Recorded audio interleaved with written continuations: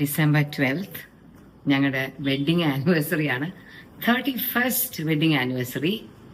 Kichu come.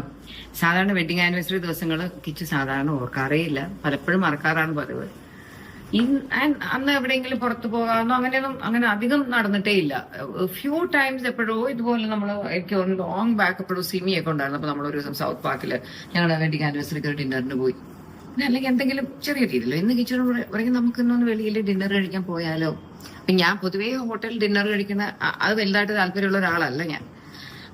അപ്പൊ ഞാൻ പറയും ഓക്കെ നമുക്ക് എല്ലാവർക്കും കൂടെ. അപ്പൊ പുള്ളി പറയാം ഇല്ല നമ്മൾ രണ്ടുപേര്.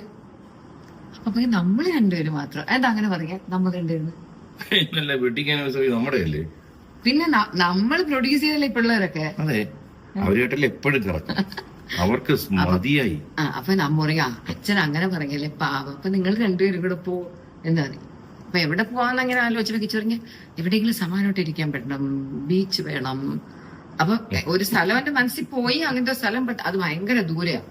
ഏത് സ്ഥലം എന്റെ മനസ്സിൽ പോയെന്നറിയോ? സൂര്യസമുദ്രം. യെസ്, അത് സൂര്യസമുദ്ര എന്ന് പറഞ്ഞൊരു ഹോട്ടലുണ്ട്. ഇപ്പൊ അത് നിറമായ എന്നാണ് അതിന്റെ പേര്. ഞങ്ങള് പണ്ട് ഞങ്ങളുടെ കല്യാണത്തിനൊക്കെ മുന്നേ ഞങ്ങൾക്ക് ഒരുപാട് മെമ്മറീസ് ഉള്ള ഇന്ന് എനിക്ക് തോന്നുന്നു ഹൻസു ഇൻസ്റ്റാഗ്രാമിൽ ഇട്ട ഒരു ഫോട്ടോ ഉണ്ട്, ഞാൻ കിച്ചുവായിട്ടുള്ള ഒരു ഫോട്ടോ.